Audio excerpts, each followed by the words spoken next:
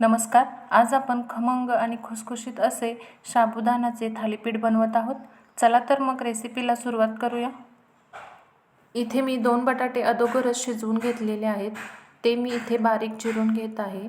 साबुदाणा आपल्याला खास ठेवायचा आहे, तो खूप बारीक करून घ्यायचा नाही. साबुदाण्याचं पीठ हे आपल्याला इथे बनवायचं नाही. तर हे सर्व बटाटे मी आता चिरून घेतलेले आहेत आणि ते बटाटे आता आपल्याला एका बाउलमध्ये शिफ्ट करून घ्यायचे आहेत.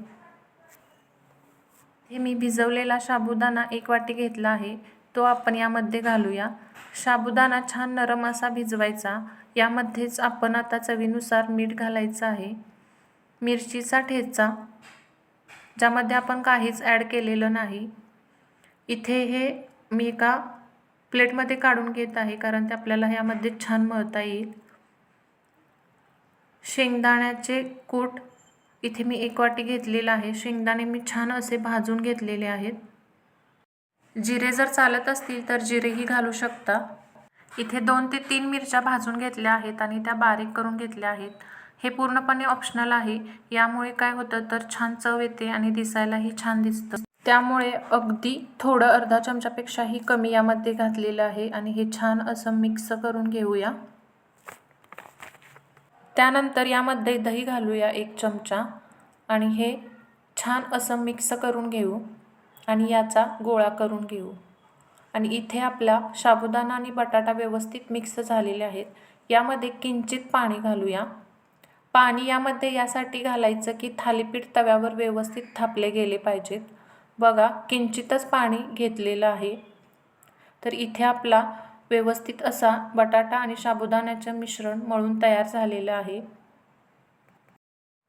तर आपला गोळा व्यवस्थित असा इथे तयार झालेला आहे. बटाटा आणि साबुदाणा मिश्रणाचे आता आपण 4 भागात पार्ट करून घेऊया.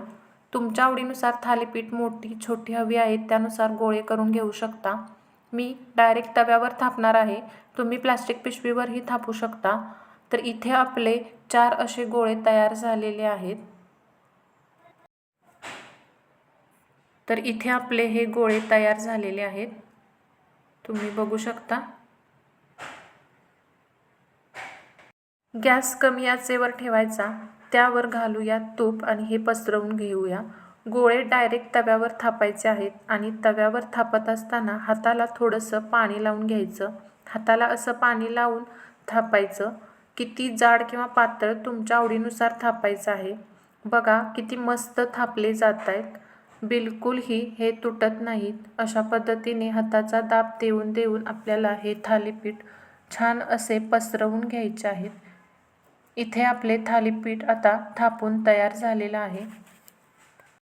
आणि आजकाल ना साबुदाणा खिचडी अशीच बनवतात, आवडते म्हणून. उपवासालाच बनवायचं असं काही राहिलेलं नाही आणि हे गरमागरमच छान लागतात. आता गॅस मिडियम आचेवर ठेवते आणि 1 ते 2 मिनिटासाठी हे झाकण लावून आपल्याला शिजवून घ्यायचं आहे.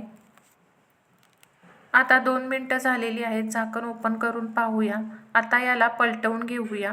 वा, किती मस्त आणि क्रिस्पी खुसखुशीत असे झालेले आहेत. आता आपण दुसऱ्या साईडनेही भाजून घेऊया.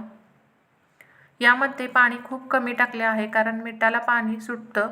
दहीसुद्धा टाकलेलं आहे आणि बटाटा उकडून घेतलेला आहे, त्यामुळे छान असा ओलसरपणा येतो. किंचितच यामध्ये पाणी टाकायचं आहे. आता एकदा चेक करून घेऊया. दोन्ही साईडने छान असं आपलं साबुदाण्याचं थालीपीठ भाजलेलं आहे.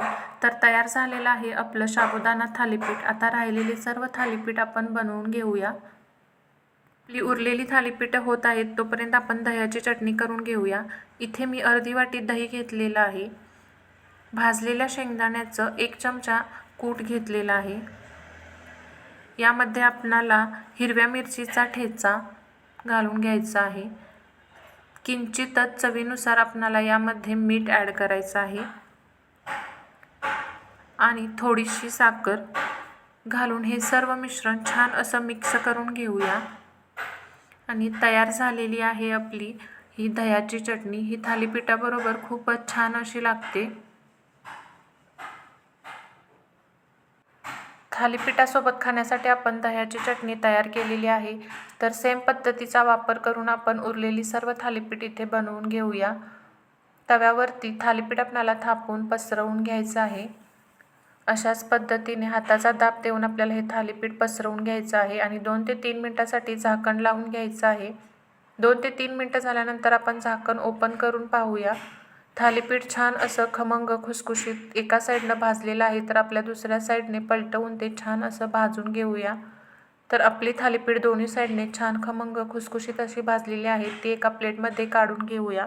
छान छान रेसिपीचा आस्वाद घेण्यासाठी बघत राहा आपले चॅनेल. चॅनलवर नवीन असाल तर चॅनल लाईक, शेअर, सबस्क्राईब करा. भेटूया एका नवीन रेसिपीसोबत. धन्यवाद.